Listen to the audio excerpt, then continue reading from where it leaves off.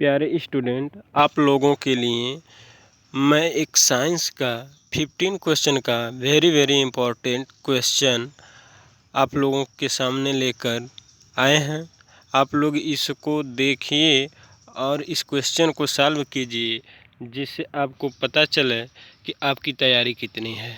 चलिए तो फिर शुरू करते हैं हम इन इम्पोर्टेंट क्वेश्चनों की श्रृंखला को। चलिए, क्वेश्चन नंबर पहला है, त्रिविमीय चित्र निम्न में से किसके द्वारा लिया जाता है?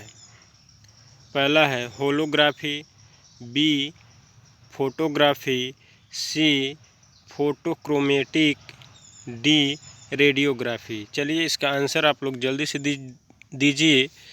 इसका आंसर क्या होगा?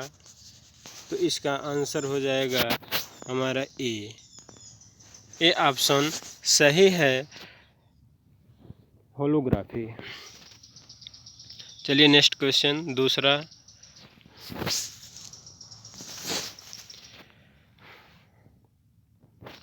थोड़ा सा इसको जूम कर लेते हैं, दिखने में आसानी रहेगी।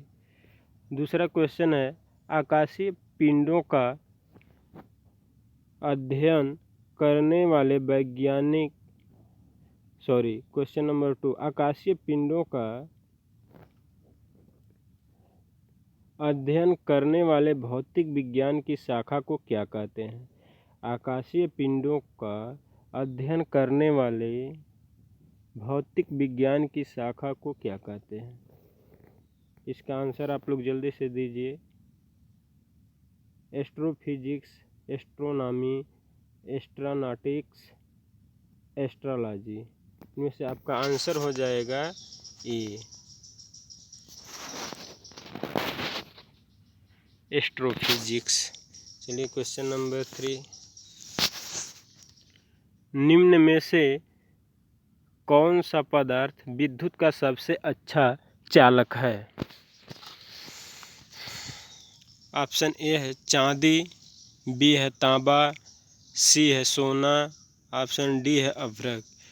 इसमें आपका सबसे ऊष्मा का सबसे अच्छा, विद्युत का सबसे अच्छा चालक चांदी होगा। क्या होगा? चांदी होगा। ऑप्शन ए है, विद्युत का सबसे अच्छा चालक चांदी होता है।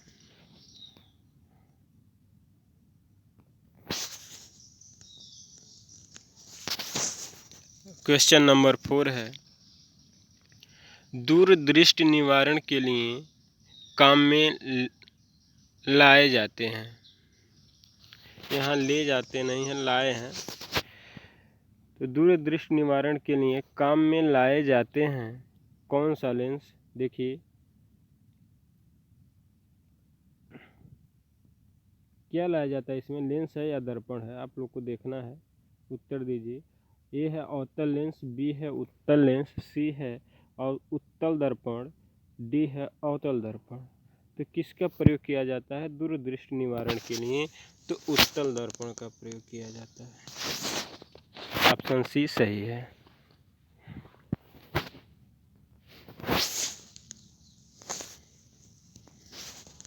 ऑप्शन नंबर 5, कॉस्मिक किरणों की खोज किसने की थी? कॉस्मिक किरणों की खोज किसने की थी? तो इसका आंसर हम लोग देंगे, जल्दी से दीजिए। ए है ब्रूनो रोसी ने, बी है विक्टर हेस ने, सी है कॉपरनिकस ने, डी है एडविन हबल ने। तो पांचे का आंसर बी हो जाएगा आपका, विक्टर हेस ने।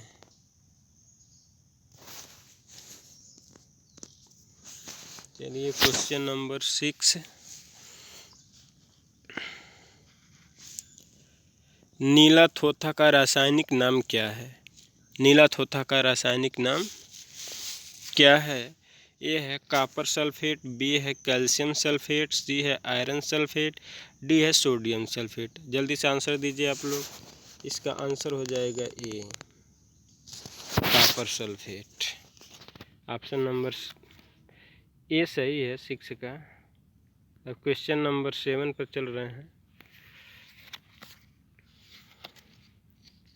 निम्नलिखित में से कौन सा एक आवेश रहित कण है? ए है इलेक्ट्रॉन, बी प्रोटॉन, सी न्यूट्रॉन, डी इनमें से कोई नहीं। तो सातवें का अब आप लोग आंसर दीजिए। इसका ऑप्शन सी जो है कि सही है, न्यूट्रॉन। ये आवेश रहित कण होता है। प्रश्न नंबर 8 है, पानी का अधिकतम घनत्व किस तापमान पर होता है? पानी का अधिकतम घनत्व किस तापमान पर होता है? ऑप्शन ए है 100 डिग्री सेल्सियस पर, ऑप्शन बी है +4 डिग्री सेल्सियस पर, ऑप्शन सी है 0 डिग्री सेल्सियस पर, ऑप्शन डी है -4 डिग्री सेल्सियस पर। आप लोग जल्दी से आंसर दीजिए। पानी का घनत्व इन चारों ऑप्शनों में से किस पर अधिक मतलब घनत्व होता है, तापमान उसका? तो आपका आठवें का आंसर बी है, +4 डिग्री सेल्सियस पर पानी का घनत्व अधिक होता है।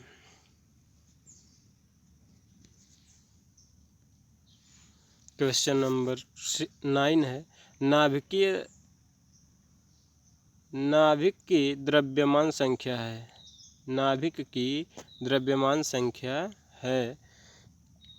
यह नाभिक में न्यूट्रॉनों की संख्या, बी है नाभिक में प्रोटॉनों की संख्या, सी है नाभिक में न्यूट्रॉनों की संख्या, डी है उपरोक्त में से कोई नहीं। तो 9 का आंसर हो जाएगा ए, नाभिक में न्यूक्लियनों की संख्या। नाभिक में क्या पाया जाता है? न्यूक्लियनों की संख्या। नाभिक के द्रव्यमान में नाभिक में न्यूक्लियनों की संख्या पाई जाती है, उसके द्रव्यमान में। ऑप्शन ए सही है।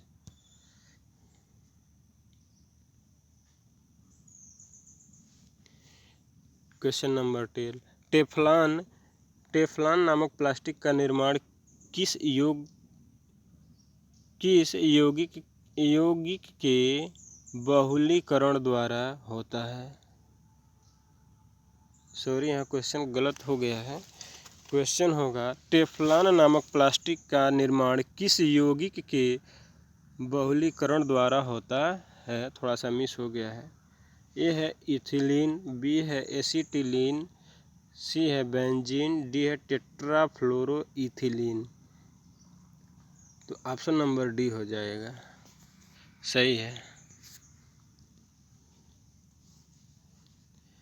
प्रतिवर्ती क्रियाओं का नियंत्रण केंद्र कहाँ है? क्वेश्चन नंबर 11, प्रतिवर्ती क्रियाओं का नियंत्रण केंद्र कहाँ है?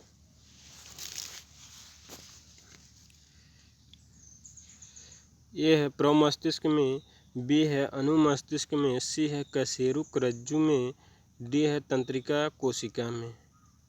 तो आपका 11 का आंसर हो जाएगा सी, कशेरुक रज्जु में।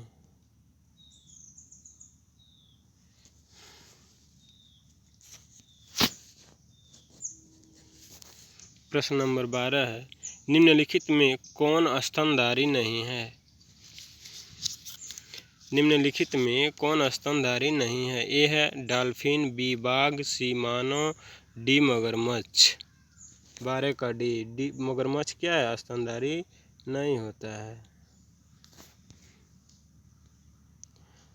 प्रश्न 13 है, फूल गोभी का खाने योग्य भाग कौन सा होता है? फल, बी है कलिका, सी पुष्प, डी पुष्पक्रम।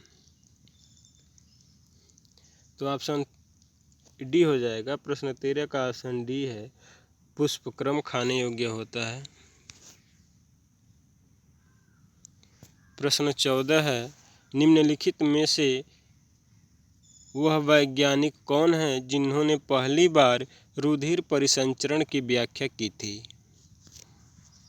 ए है एंटोनी वान लीवेनहॉक, बी है विलियम हार्वे, सी है ग्रेगर जॉन मेंडल, डी है रोनाल्ड रॉस।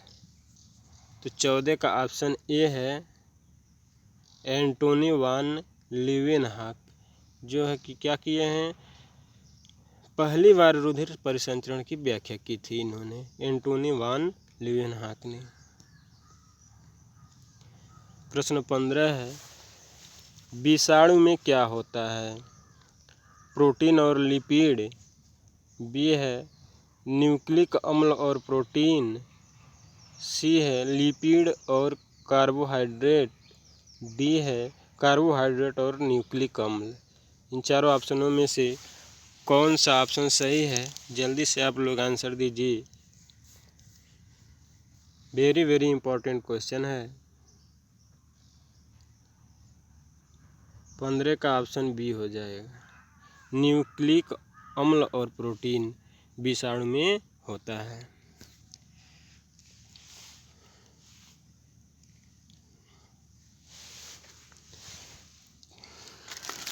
प्लीज़ दोस्तों मेरे चैनल को सब्सक्राइब और लाइक ज़रूर करें, ताकि मैं और बेहतरीन क्वेश्चन का सीरीज़ आप लोगों के सामने लाता रहूं, और जिससे आप लोगों की तैयारी में मदद मिलती रहे।